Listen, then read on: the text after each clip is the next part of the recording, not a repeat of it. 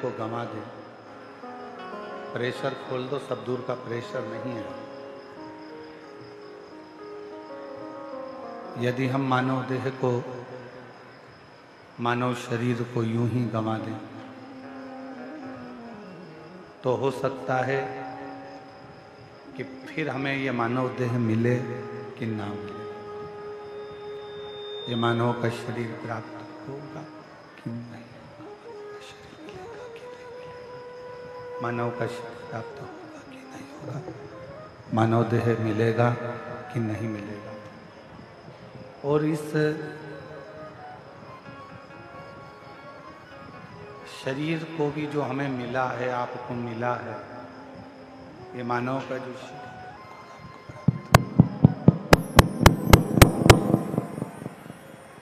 जो ये मानव देह शरीर आपको हमको मिला है, पूर्व का ना जाने कौन सा, आवाज खोलो ना, आवाज, पब्लिक की आवाज नहीं आ रही है।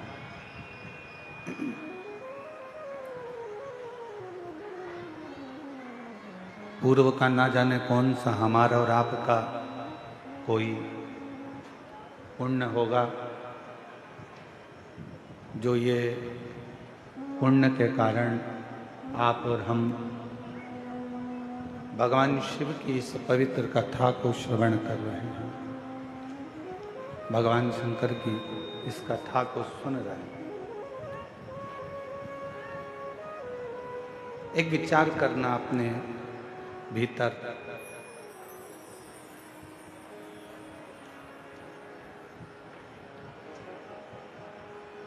बाहर के चोंगे सब बंद पड़े हैं, रोडों पे जो पब्लिक बैठी हुई है उनके चोंगे सब बंद पड़े हैं।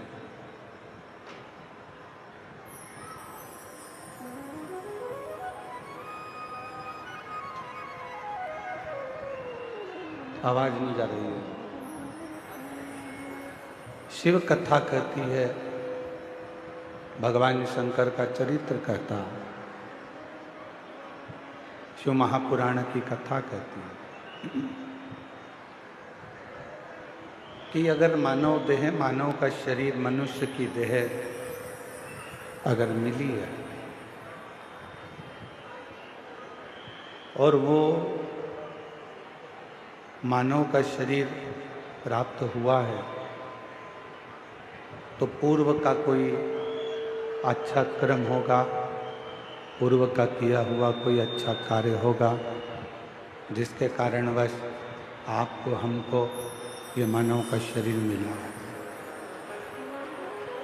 और कोई पिछले जन्म के अच्छे कर्म मुझे बाबा तेरा प्यार मिला, कोई पिछले जन्म के अच्छे कर्म मुझे बाबा तेरा प्यार मिला।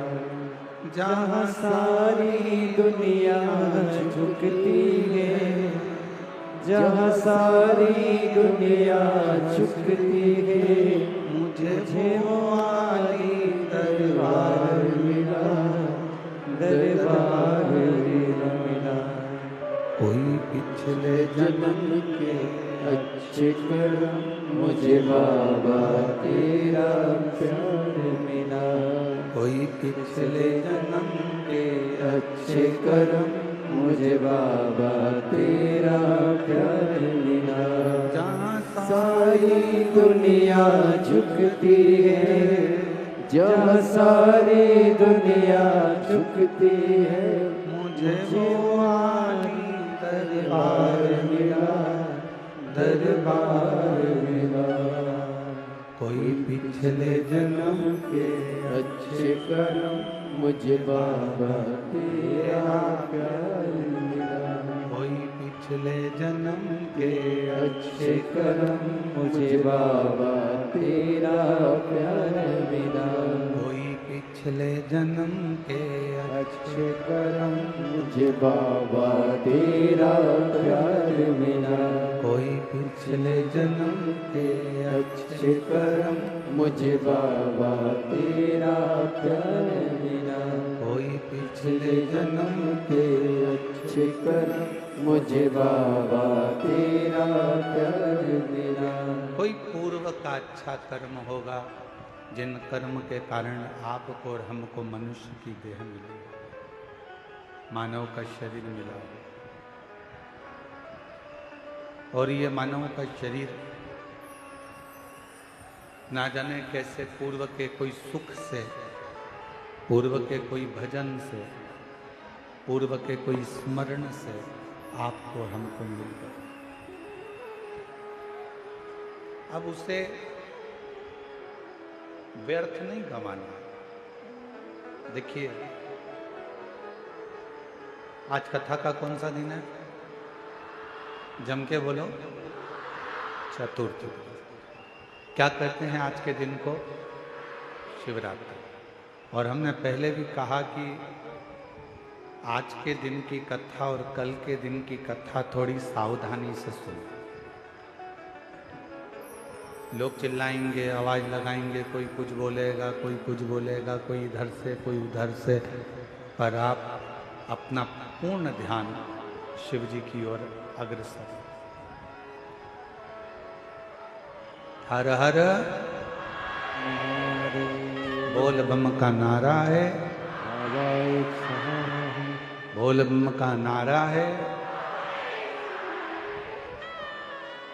मिला मानव का देह, मिला मनुष्य का शरीर। अब इस शरीर में सबसे ज्यादा जरूरी है मानव देह में एक विश्वास का होना।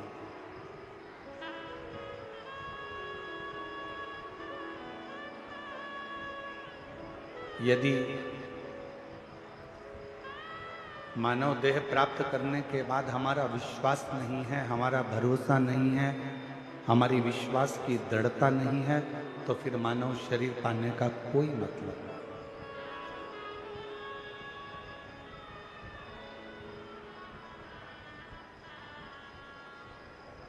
शिव महापुराण की कथा में आप और हमने श्रवण किया पूर्व में। दक्ष प्रजापति ने एक स्वयंवर रखा और दक्ष प्रजापति को यह मालूम था कि माता सती शिव जी से स्नेह करती है।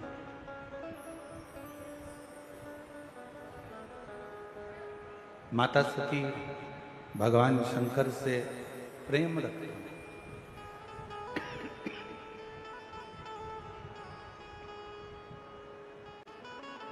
ये मालूम था, फिर भी 33 कोटि देवताओं को निमंत्रण दिया गया दक्ष प्रजापति के यहाँ सती मैया से विवाह करने के लिए।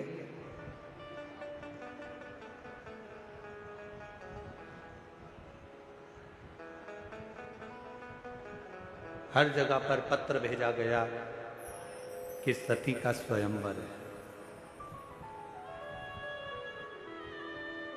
मां सती का विवाह है, स्वयंवर है। जब हर जगह पर निमंत्रण भेजा गया तो फिर एक निमंत्रण शिव जी की यहां भी भेजना था।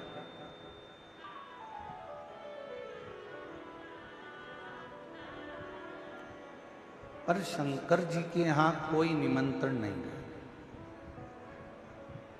कि स्वयंवर में आप आओ या सती जी को विवाह कर लेकर जाओ या सती जी से आप विवाह करो। ऐसा कोई निमंत्रण शिव जी के यहाँ नहीं।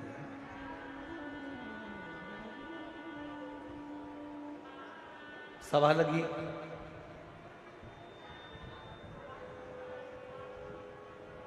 ये कथा हम पहले कह चुके हैं, आपके स्मरण में होगा।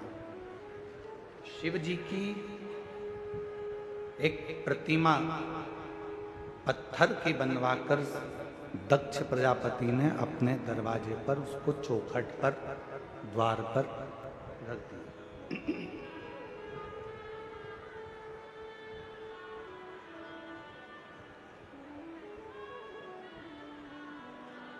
अब जो भी मंदिर में आ रहा है, जो भी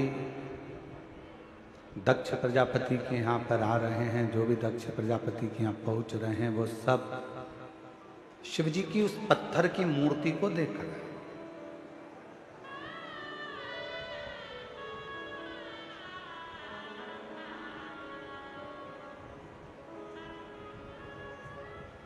शिव मूर्ति का एक विधान बहुत अच्छा है।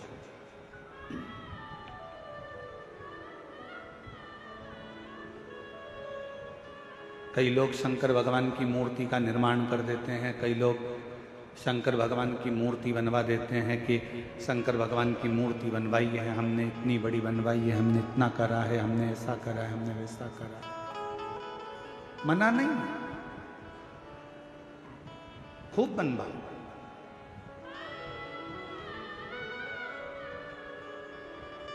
पर बनवाकर रखना ऐसी जगह पर जहां शिव भक्त उसका दर्शन कर लें। कोई भूल से भी अगर वहां से निकल कर जाए तो 2 अगरबत्ती लगा जाए, अगरबत्ती भी ना लगाए तो कम से कम एक बेलपत्र वहां पर कोई चढ़ाता हुआ चले।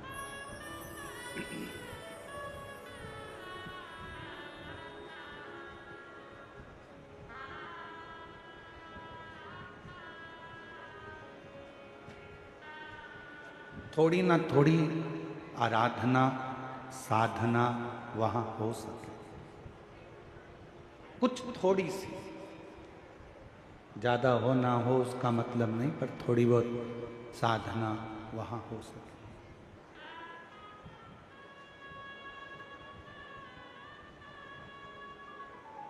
दक्ष प्रजापति ने अपने घर के दरवाजे के बाहर एक शंकर जी की मूर्ति बनवाई, स्वयंवर चालू हुआ, सती माता माला लेकर आई और उन्होंने वो माला किसी को भी नहीं पहनाई। ये कथा में आपने पहले भी सुना होगा, वर्णन किया व्यासपीठ से कि वो सती माता ने माला केवल घर से बाहर निकलकर दरवाजे पर जो द्वारपाल के रूप में शंकर जी की मूर्ति थी, उस मूर्ति को माला पहना दी और उस मूर्ति में से शंकर प्रकट हो गए और सती के साथ मंगल विवाह।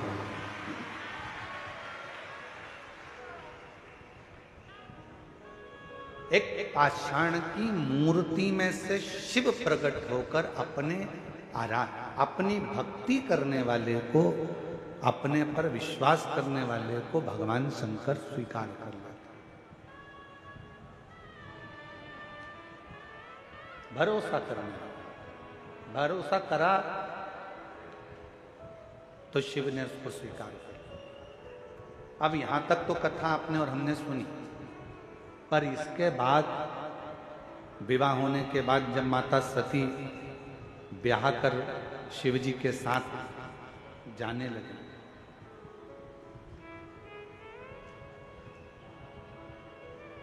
कैलाश पर पहुंच गई। दक्ष प्रजापति के घर में कोई संपदा की कमी नहीं थी, उनके यहाँ कोई वैभव की कमी नहीं थी, कोई दौलत की कमी नहीं थी, कोई धन की कमी नहीं थी।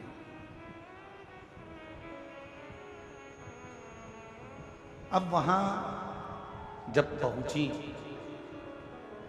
कैलाश पर, तो वहां देखा कि ना तो वहां पर सोने के लिए कोई पलंग था, ना कोई गादी थी, ना कोई तकिया था, ना कोई सेज थी, ना कोई पात्र था, ना कोई आभूषण था, ना कोई वस्त्र था।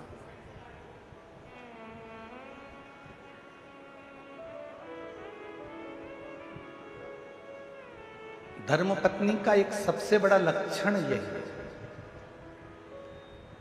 धर्मपत्नी का सबसे बड़ा अगर क्रम है, धर्मपत्नी का सबसे बड़ा लक्षण है, तो सबसे बड़ा लक्षण धर्मपत्नी का एक ये भी है कि पति के घर में अगर कुछ भी नहीं है तो भी उसके मन में ग्लानि ना आए। विवाह माता पिता ने करा है, विवाह हुआ है, जिसके साथ मैं विवाह कर कर जा रही हूँ, जिसके साथ मैं शादी कर कर जा रही हूँ, अगर मेरे देवाधिदेव महादेव मेरे साथ में है तो पत्नी को ये विश्वास होना चाहिए कि मैं इस घर में सब कुछ लाकर भर सकती हूँ, इस घर में संपदावान बना सकती हूँ।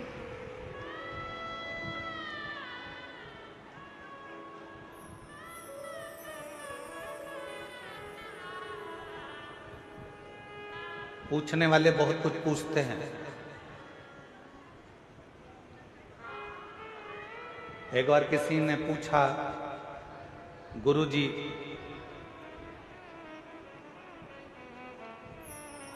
पत्नी को सीधे हाथ पर बैठना चाहिए कि उल्टे हाथ पर बैठना चाहिए?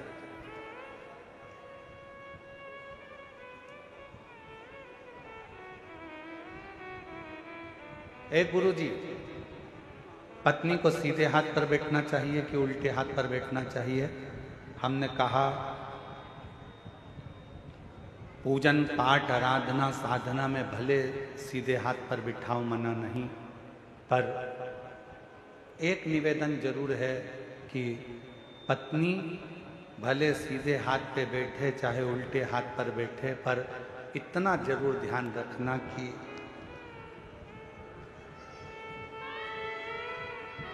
समझ गए वो कहाँ बैठ रही हैं। आपके राइट हैंड में बैठकर भगवान की भक्ति कर रही हैं, आपके लेफ्ट हैंड में बैठकर भगवान की आराधना कर रही हैं, मना नहीं।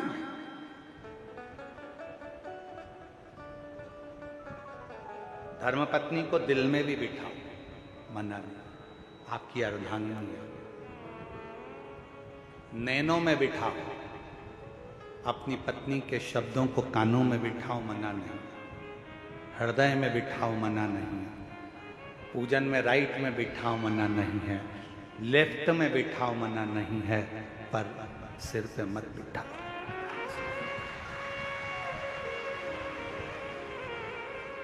क्यों?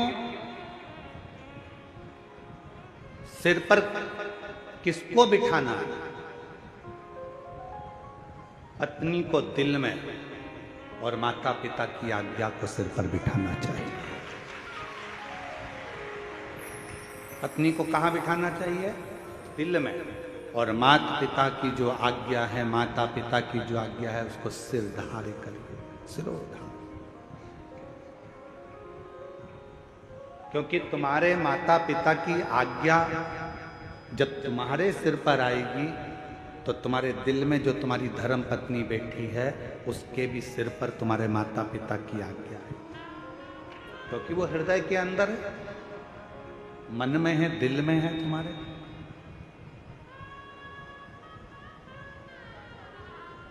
पत्नी सिर के ऊपर नहीं, पत्नी हृदय में बैठे, और माता पिता की आज्ञा, माता पिता के शब्द, माता पिता की आज्ञा सिर पर, सिरोधार।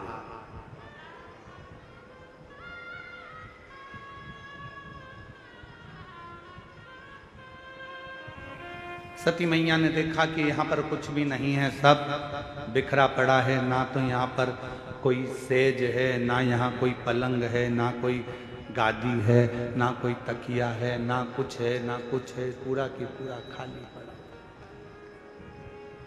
पूरा खाली। शिवजी ने पूछा सती जी से, आप अपने पिता दक्ष प्रजापति का घर छोड़कर मेरे पास में आई हो, मेरे साथ में हो?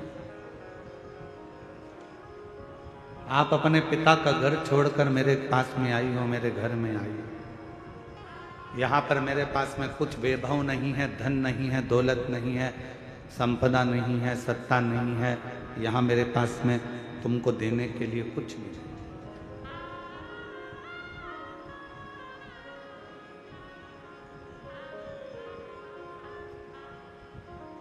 आपको अगर कुछ लगता हो तो आप बोलिए। सती मैया ने कहा, स्वामी, अगर पति साथ में है तो दौलत की जरूरत नहीं पड़ती, केवल धैर्य की जरूरत पड़ती है, थोड़ा इंतजार।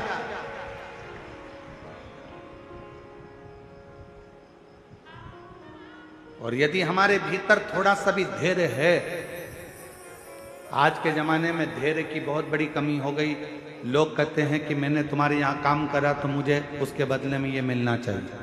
मैंने अगर एक लोटा जल चढ़ाया है तो उसके बदले में मुझे ये मिलना चाहिए। मैंने पशुपति व्रत करा है तो उसके बदले में मुझे ये मिलना चाहिए। मैंने ये काम करा है तो उसके बदले में मुझे ये प्राप्त होना चाहिए। शिव महापुराण की कथा कहती है, शंकर के मंदिर में जाना मेरा काम है और मेरी बिगड़ी बनाना शिव का काम है। कब बनाएगा, कैसे बनाएगा, कहां बनाएगा, कैसे बनाएगा, ये उसके ऊपर निर्भर है।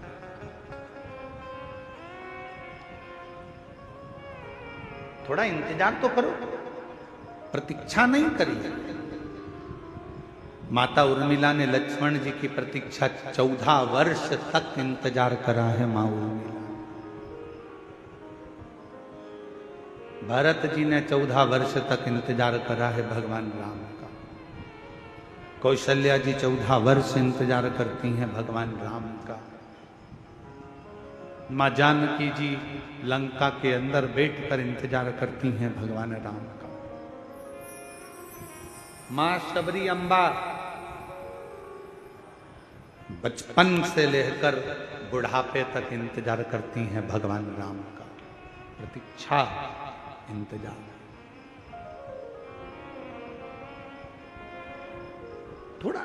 थोड़ा इंतजार जरूर है, थोड़ी प्रतीक्षा जरूर है।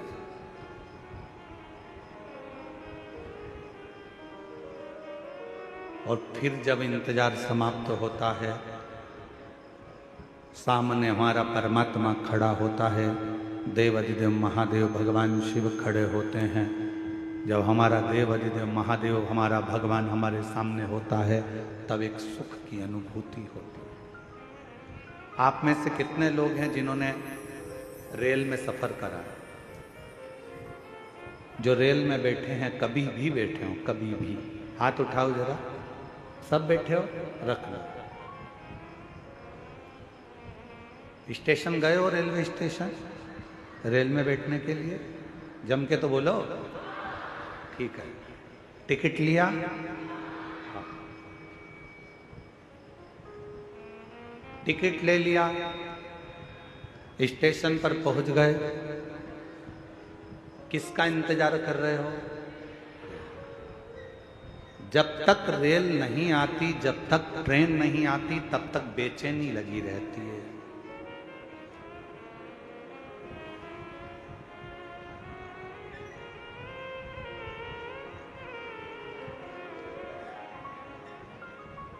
कोई सी भी आती है, आपको लगता है अपनी है। बोलो सही है कि गलत है? फिर इधर से निकल गई तो किसी ने कहा अरे इधर से थोड़ी ना आएगी, अपने को तो जाना इधर है, तो इधर से आए। अच्छा, हाँ, अब जितनी ट्रेन इधर से आ रही है उसका इंतजार हो रहा है, जो भी निकल रही है उसका इंतजार आ रही, आ रही, आ रही। सामान संभाला, पोटली संभाली, अटैची संभाली, बच्चे संभाले, सब कुछ संभालते संभालते ट्रेन का इंतजार करती करती बाट जोती जोती आ रही, आ रही। इधर बच्चों को जल्दी आ गई।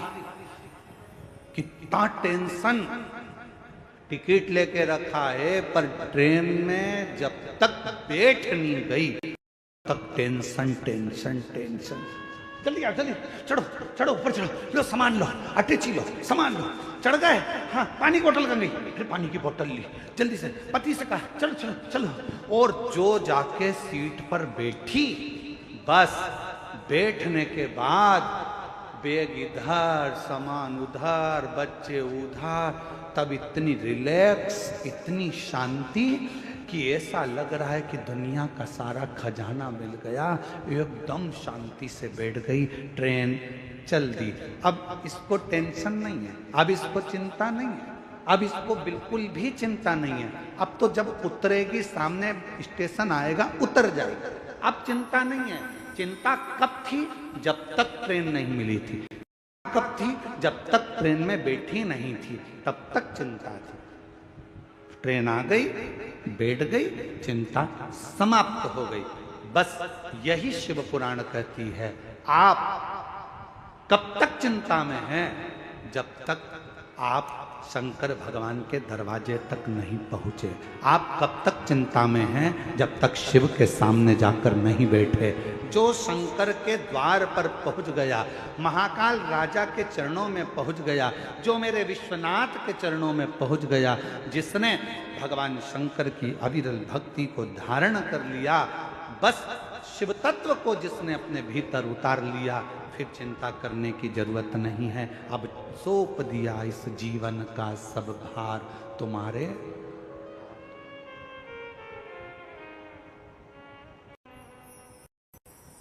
इस जीवन का सारा भार, सब कुछ अब तुम्हारे हाथों, सब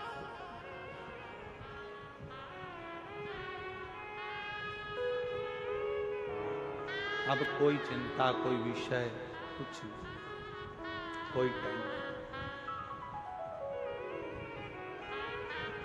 बैठ गई ट्रेन के अंदर, चिंता छोड़ दी।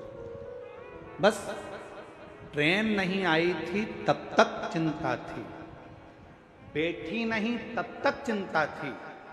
जब आ गई, जब तुम शंकर की शरणागति में पहुंच गए और शंकर जी के सामने बैठ गए, फिर कोई चिंता नहीं, कोई चिंता।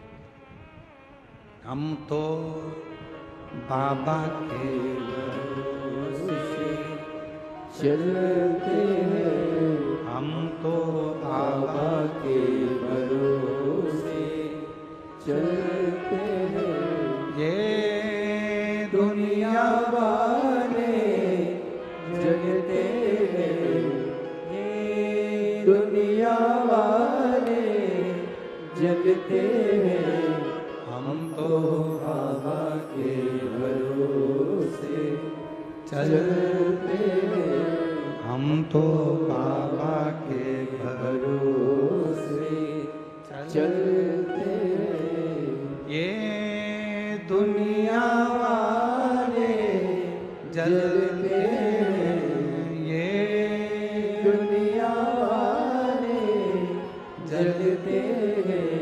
डमरू वाले के भरोसे चलते हैं, काशी वाले के भरोसे चलते हैं। ये संपूर्ण जगत में चिंता त्यागने का केवल एक स्थान है, वो भगवान शंकर की शिव महापुराण की कथा और शंकर भगवान का शिवालय, जहां जाकर व्यक्ति की आधे से ज्यादा चिंता समाप्त हो जाए। एक पत्र है, देखिए,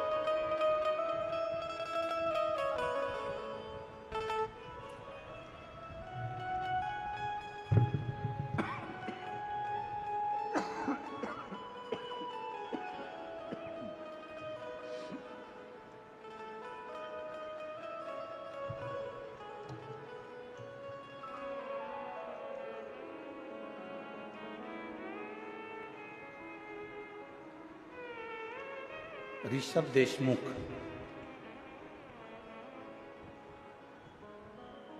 मेरा नाम प्रीति देशमुख है, पति जितेंद्र कुमार देशमुख है। मैं ग्राम रीको, नया रायपुर, छत्तीसगढ़ की निवासी हूँ। कहीं बैठे हों तो हाथ हिला सकते हैं। मेरा बेटा अनय देशमुख 4 वर्ष की आयु के बाद अचानक से तबीयत खराब होना शुरू हुआ। कहीं बैठे हैं आप ही, हाथ हिला।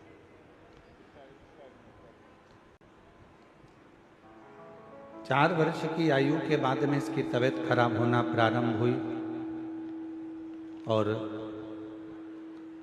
अचानक तबीयत खराब होना शुरू हो गया। बच्चे को डॉक्टर को दिखाया तो डॉक्टर ने बच्चे को बहुत सारी न्यूरो बीमारी का लक्षण बताया और बोला कि छत्तीसगढ़ में इसका इलाज संभव नहीं है। बच्चे को हैदराबाद के बड़े हॉस्पिटल में रिफर कर दिया। एडमिट होते के दूसरे दिन बच्चे का चलना फिरना, उठना बैठना, बोलना बात करना, आवाज आना बंद हो गया। यहाँ तक बच्चे को दोनों आँखों से दिखना भी बंद हो गया। पूरी तरह से आंखें चली गईं, दिखना बंद हो गया। बीमारी और बढ़ती गई। बीमारी की खोज करने के लिए बच्चे के सिर में एक बार ब्रेन बायोप्सी कराई गई, 4 बार कमर में बोन बायोप्सी की है। विदेश में भी बड़े बड़े डॉक्टरों से बीमारी का पता लगाने का बोला, पर नहीं लगा पाया। डॉक्टरों ने, विदेश के डॉक्टरों ने भी हाथ खड़े कर दिए और बोल दिया ये बच्चा जिंदगी भर ना देख पाएगा, ना खड़ा हो पाएगा, ना बोल पाएगा, ना सुन पाएगा, धीरे धीरे उसकी अवस्था ऐसी ही रहेगी। तब चारों तरफ काली ही काल नजर आ रहा था, कुछ समझ में नहीं आया। उस समय पर किसी के कहने पर भगवान शंकर पर विश्वास किया और भोले बाबा पर अपना विश्वास रख लिया। बाबा के भरोसे हो गए।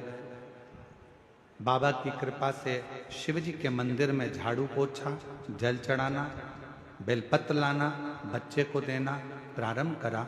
आज बाबा की कृपा से इतना तो बाबा ने कृपा कर दी कि उसके हाथ पैर भी चले और उसकी आंखों से दिखना भी प्रारंभ हो गया। बच्चा आया है। शंभो श्री शिवाय नमस्तुभ्यम।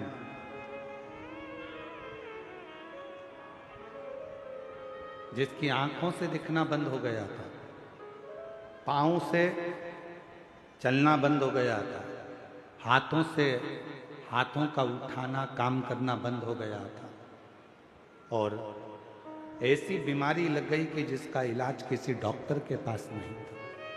आज बाबा की कृपा से उसकी दोनों आंखों से दिखना प्रारंभ हुआ और पशुपति नाथ का व्रत करना प्रारंभ करा।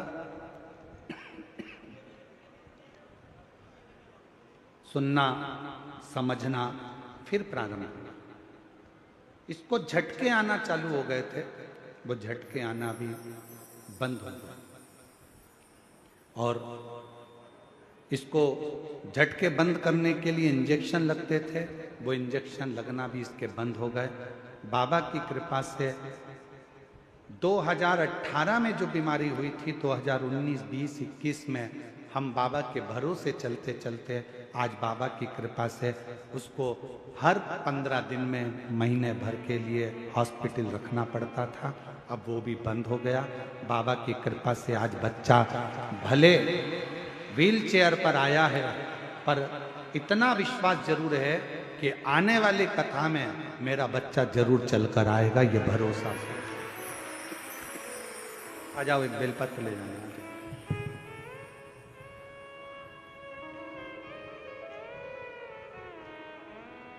उसको भले रहने दो, ना लाते बने तो रहने दो। ले आओ, ले आओ।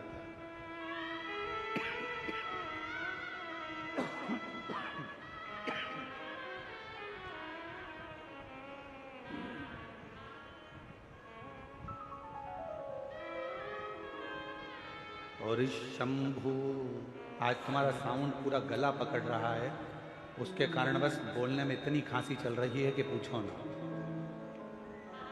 शंभु शरणे पड़ी मांगो घड़ी रे घड़ी, दुख काटो दया करी न दर्शन आपो।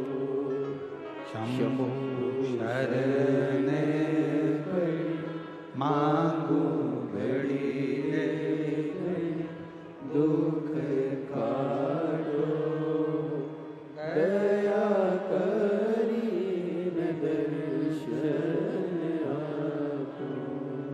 शिव कथा कर भगवान शंकर का चरित्र कर आए, शिव महापुराण की कथा कर। भरोसा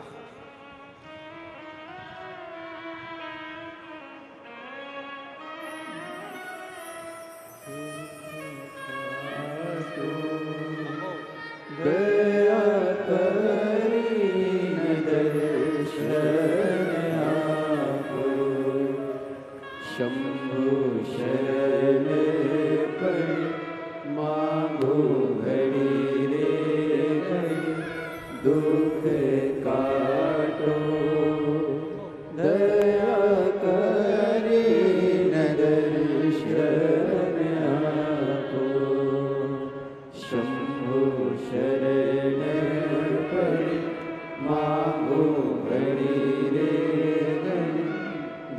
के काटो दया करी दर्शन आपो। दोनों आंखों से दिखना बंद हो गया था, हाथ पैर चलना बंद हो गए थे, पूरा शरीर शिथिल सा हो गया था। इस पत्र में उन्होंने लिखा कि आज भी डॉक्टरों को ये नहीं मिल रहा कि ये बीमारी कौन सी है। ये बीमारी का पता नहीं चल पा रहा कि आखिर ये बीमारी है कौन सी बीमारी, कि जिस बीमारी में इस बच्चे के अगर आप फोटो का देखें, मैं आप लोग एलईडी पर आप लोग दिख रहा है एलईडी पर, एक एक फोटो को देखिएगा कि क्या स्थिति पहले हुई, फिर क्या हुई, फिर क्या हुई, फिर क्या हुई, और धीरे धीरे चलना फिरना सब बंद हो गया था। और आज बाबा की कृपा से भले व्हील चेयर पर आया, पर शिव जी की कृपा से आया। एक बार जोरदार ताली बजाकर साथ।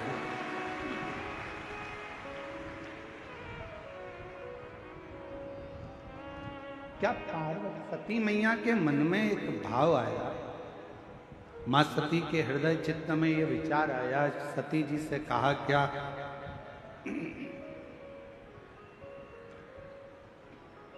ऐसा कोई क्रम है, यदि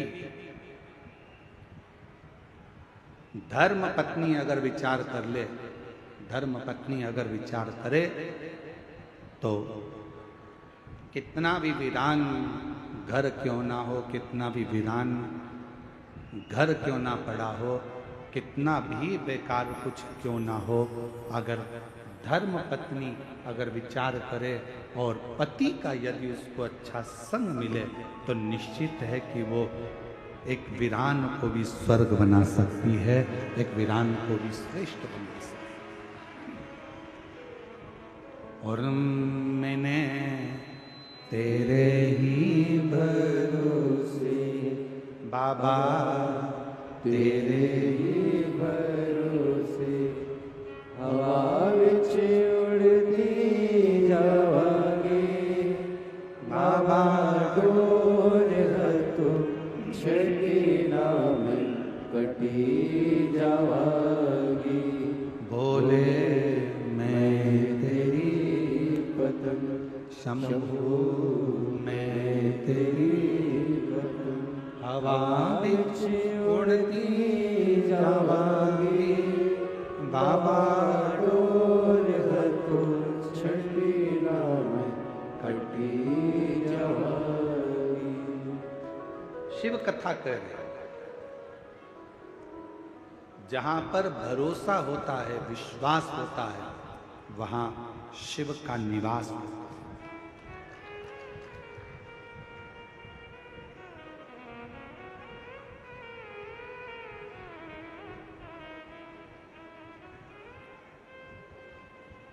एक रायगढ़ जिले के अंतर्गत, छत्तीसगढ़ के ही रायगढ़ जिले के अंतर्गत गहिरा एक गांव है। सुना है नाम कि नहीं सुना? जम के तो बोलो, कौन सा गांव? गहिरा। वहां वनवासी क्षेत्र में एक बालक का जन्म हुआ जिनका नाम था रामेश्वर। और आज पूरा क्षेत्र छत्तीसगढ़ उनको गहिरा गुरु के नाम से जानता है। जानते हो आप लोग? अरे जम के तो बोलो, गहिरा वनवासी क्षेत्र, आदिवासी क्षेत्र।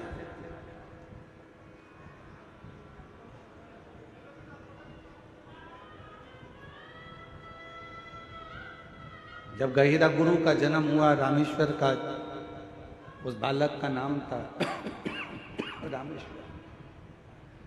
बालक का जन्म हुआ और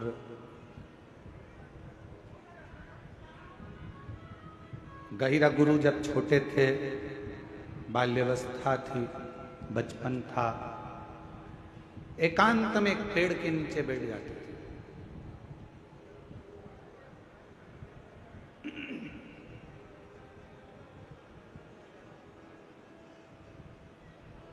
कई बार उनसे पूछा गया कि तुम एकांत में बैठते हो, किसका भजन करते हो, किसको पूजते हो, किसको बुलाते हो, किसका स्मरण करते हो, किसको याद करते हो, पर गहिरा गुरु वो रामेश्वर बेटा कुछ नहीं।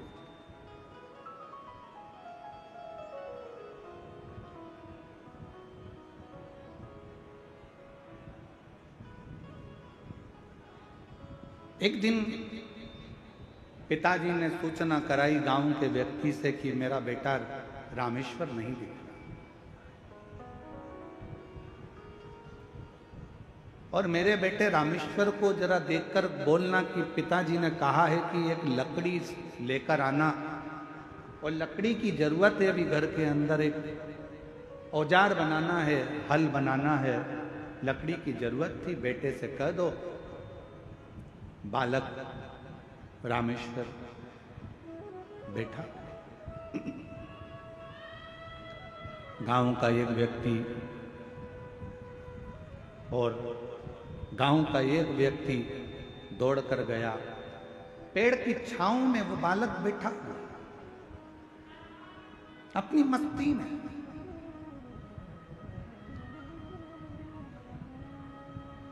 अपनी अलमस्ती में बैठा हुआ, और गांव का व्यक्ति दौड़ कर गया और जाकर कहा, अरे रामेश्वर, ओए रामेश्वर। छोटे बालक को आवाज लगाई, आवाज लगाकर कहा कि तुम्हारे पिताजी ने लकड़ी मंगवाई है, बस साधना कर रहे थे, किसी को नहीं मालूम था कि किसकी साधना करते थे। वो तो जब मालूम पड़ा कि उनके मुख से शिव नाम निकलता गया, शिव नाम। एक लकड़ी उठाई, बड़ी विशाल, ले जाकर आंगन में रख दी,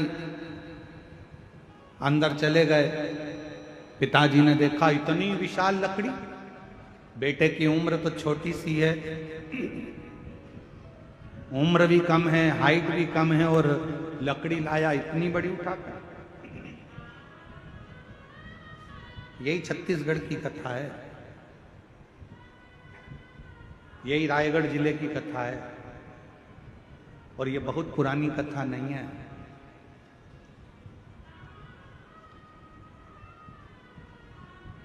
अभी की, ज्यादा पुरानी नहीं है, अभी की।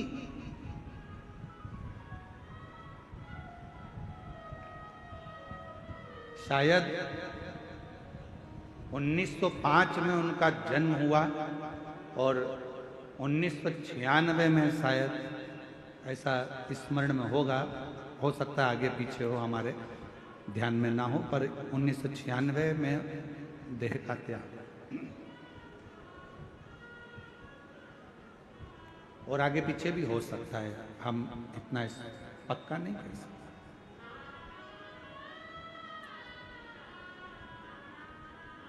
कहते हैं कि बालक जिस लकड़ी को लाकर रखा था, पूरे गांव के लोगों ने उस लकड़ी को उठाना चाहा, तो भी वो लकड़ी उठी नहीं, और बालक की उम्र मात्र 7 वर्ष की थी, जिस लकड़ी के टुकड़े को वो लेकर।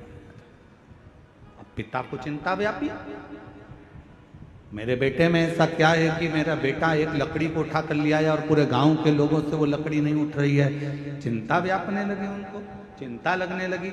हुआ क्या, जब एकांत में बेटा बैठता था, तब समझ में आया कि यह बेटा कोई साधारण नहीं था, भगवान शंकर का कोई अंश स्वरूप, शिव का भजन करने वाला प्रकट है।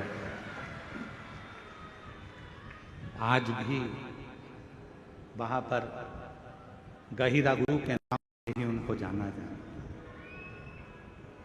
आज भी आप कभी रायगढ़ के आसपास के कोई लोग बैठे हों और वहाँ गहिरा गांव के अंतर्गत अगर कभी गए हो, तो उनको गहिरा गुरु के नाम से जाना।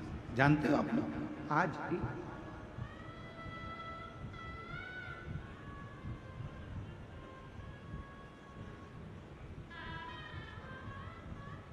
सबको सीख देते थे, संस्कृत पढ़ो, विद्याध्ययन करो, मांस का त्याग करो, पशुओं की बलि नहीं देना। आदिवासी थे, वनवासी थे, आदिवासी क्षेत्र में रहते थे, वनवासी क्षेत्र में रहते थे, पर नवयुवक बेटा बेटियों को, नवयुवक बच्चों को, नवयुवकों को दिन रात समझाने का कार्य करता है।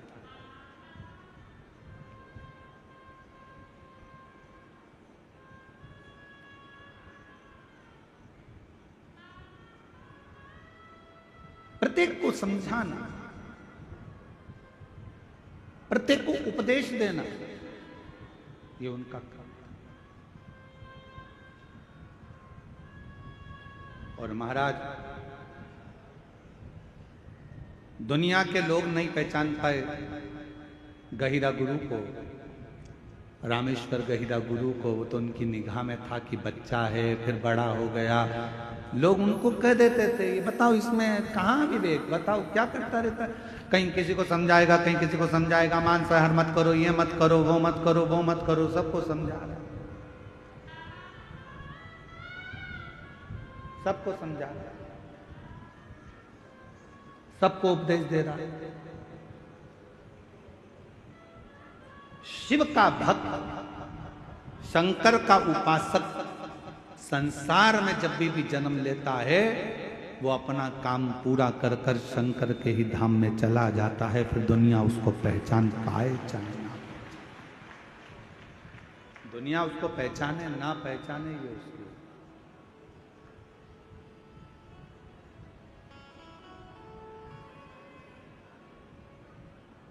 एक शिव का भक्त जब पृथ्वी पर आता है तो शिव महापुराण की कथा कहती है कि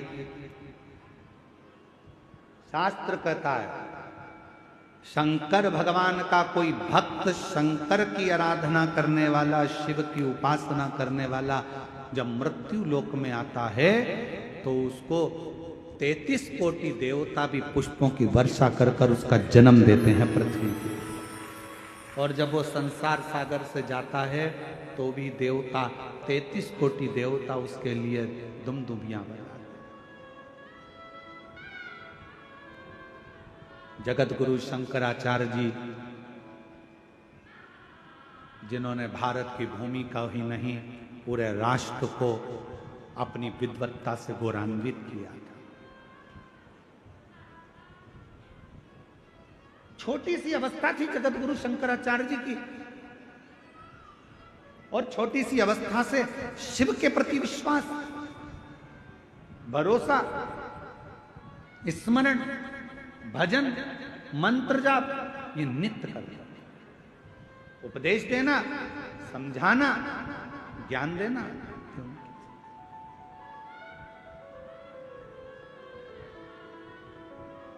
और उन्हीं जगत गुरु शंकराचार्य जी ने जो ये भारत को जगत गुरु के नाम से जो प्रसिद्धि मिली थी, भारत को जो विश्व गुरु के नाम से जो प्रसिद्धि मिली थी, वो भारत देश के ही जगत गुरु शंकराचार्य जी के कारण प्राप्त हुई। पर जब तक पृथ्वी पर रहे जगत गुरु शंकराचार्य जी, जब तक पूरी पृथ्वी पर भ्रमण करते रहे, कहीं काशी गए तो उनसे उपदेश किए गए, कहीं कहीं पहुंचे तो उनसे उपदेश किए गए। विद्वान लोग उनसे जब देखो जब उपदेश करने के लिए, प्रश्न करने के लिए, नीचा दिखाने के लिए, अपशब्द बोलने के लिए तैयार रहते थे। पर जगत गुरु शंकराचार्य अपनी मस्ती में, शंकर की मस्ती में मस्त रहते, शिव की आराधना। और आज भी वो जगत गुरु शंकराचार्य जी की 4 पीठ, जिस पे 4 भारत के गौरव जगत गुरु शंकराचार्य चारों पीठ पर बैठे हुए हैं, वो भी हमारे मार्गदर्शक हैं, वो भी हमारे भारत की भूमि को गौरवान्वित करते हैं।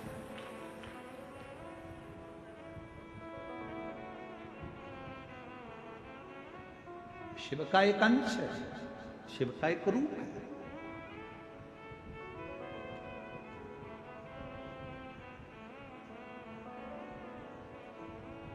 एक विश्वास के बल पर परमात्मा की प्राप्ति हो सकती।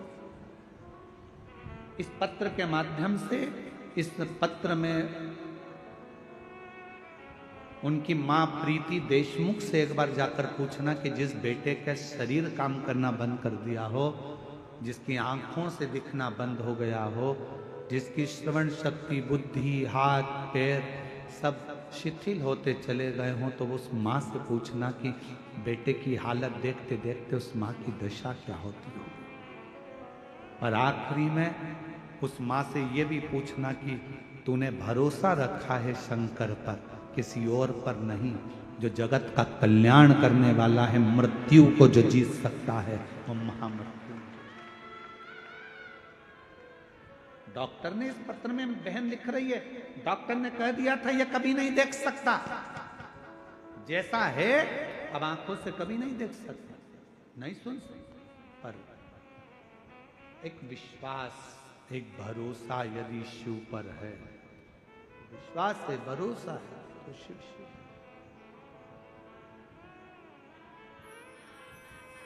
आप किसके भरोसे पर आए हो यहाँ कथा सुनने के लिए?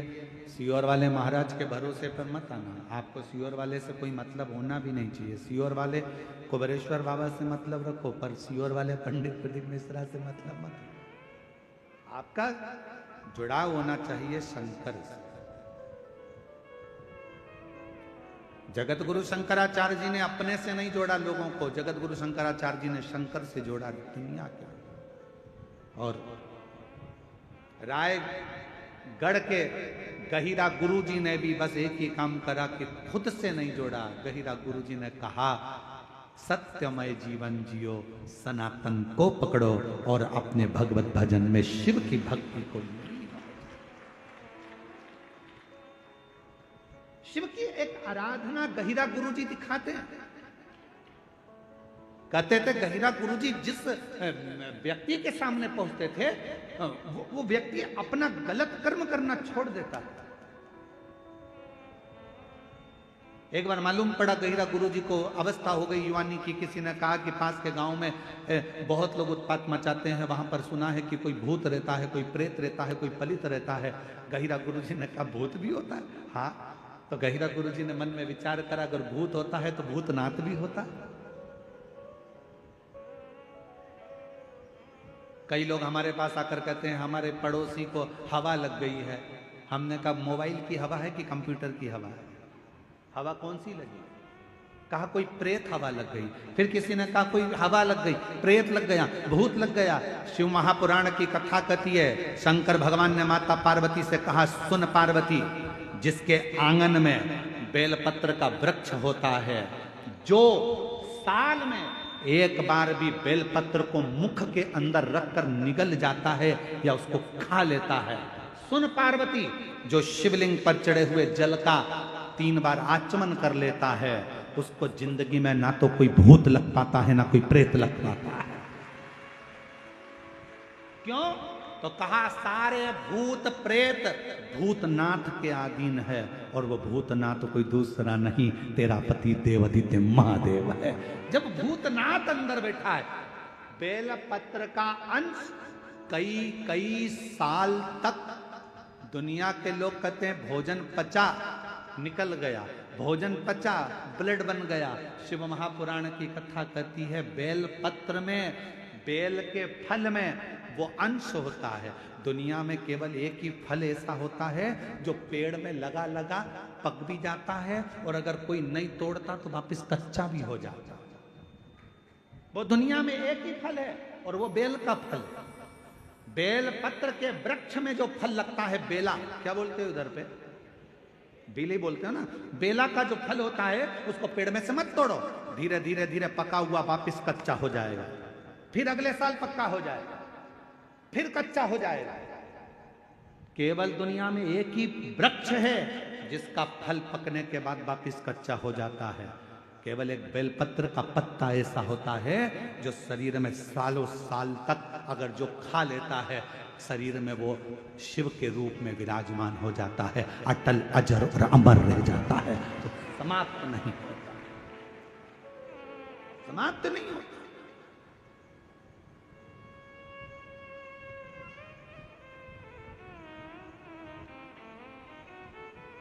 जैसे भस्म की कोई एक्सपायर डेट नहीं होती, होती है क्या? अर्जुन के तो बोलो, तुम्हारे घर में लकड़ी जलाई, तुमने भस्म तैयार करी, चूल्हा जलाया, कंडा जलाया, गोबरी जलाई और तुमने जो राख तैयार करी, कोई तुमसे पूछे राख कब एक्सपायर होगी? राख की, भभूति की, भस्म की कोई एक्सपायर डेट नहीं होती।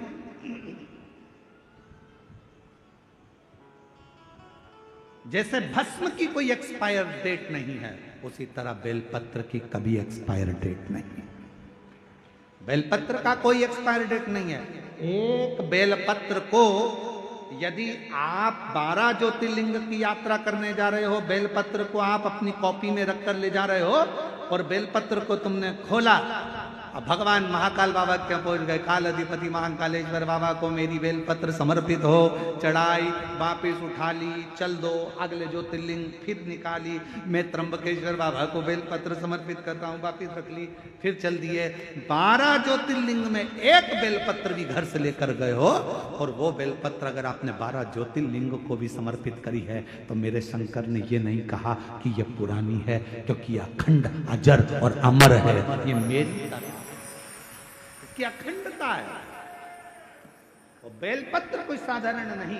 जैसे सिर पर लगा हुआ त्रिपुंड का भस्म कभी एक्सपायर नहीं होता, उसी तरह शिव की बेलपत्र कभी एक्सपायर नहीं एक्सपायर।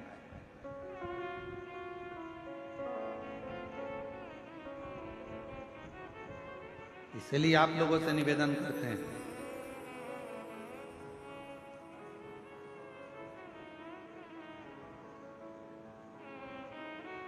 दवाई एक्सपायर हो उसके पहले उसको खा लेना चाहिए, और तुम एक्सपायर हो उससे पहले श्री शिवाय नमस्तुभ्यम गा लेना चाहिए। मरने के पहले भगवान का नाम गा लो। मृत्यु के पर्यंत परिवार वाले बैठकर कहेंगे शांति के लिए 2 मिनट का मौन धारण करो। सारे ऑफिसर होन भी लाइन से खड़े होंगे, 2 मिनट का मौन धारण करो। क्या होगा 2 मिनट का मौन धारण करने से? क्या आत्मा को शांति मिल जाएगी? नहीं। 2 मिनट का मौन धारण करने से आपको शांति मिल रही है, आत्मा को नहीं। शांति कब मिलती है? जब जीते जी 2 मिनट का मौन रखकर श्री शिवाय नमस्तुभ्यम कह लेता, पंचाक्षर मंत्र जप लेता, षडाक्षर मंत्र जप लेता, तो शांति मिलती। उस समय पर वो शांति का अनुभव नहीं कर पाएगा।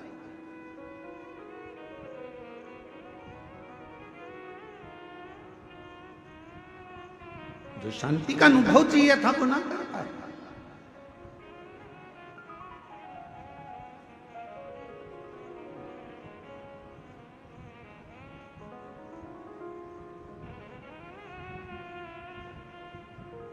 कभी प्रयास करना, बहुत ज्यादा टेंशन हो, डिप्रेशन में, ऐसा लग रहा है कि मेरा तो सिर फटे जा रहा है चिंता के कारण, शिव मंदिर में जाना, शंकर जी को 1 लोटा जल चढ़ाकर जो जल बहकर निकले उस जल में 3 उंगलियां भिंगाना और अपने मस्तक पर एकदम स्थिर होकर वो 3 उंगलियां अपने मस्तक पर तेजी से लगा लेना, दबा लेना और मंत्र का स्मरण भीतर के भीतर ओम नाद करिएगा।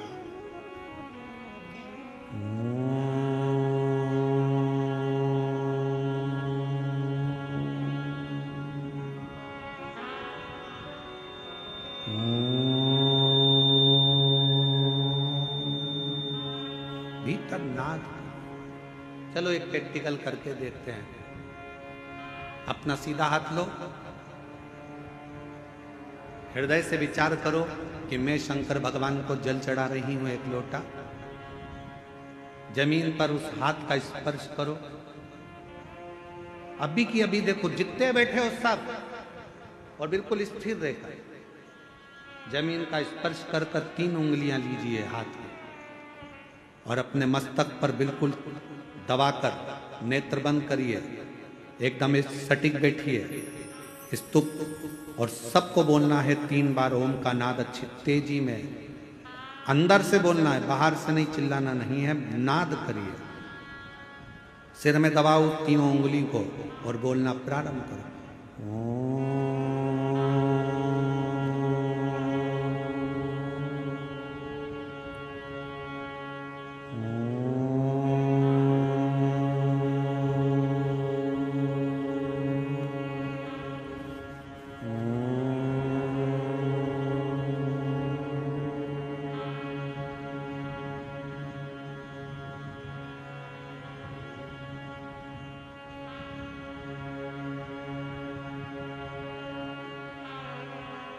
अब अपने हाथ को हटाओ और आंखों को धीरे धीरे खोलो। आपको ऐसा महसूस होगा कि ऐसा लग रहा है कि मैंने 12 ज्योतिर्लिंग यहीं दर्शन कर लिए। एक क्षण में शिव का सात्विकता, शिवोहम शिवोहम शिवोहम, शिव मेरे भीतर और मैं शिव के भीतर हूं, तो दर्शन।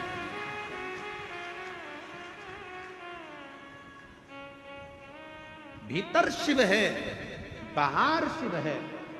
सृष्टि में हर जगह जहां डिप्रेशन आए, शिव को एक लोटा जल चढ़ाया, जल लिया और लगा लिया अपने सिर पर, 3 उंगलियां लगाकर बैठ गए।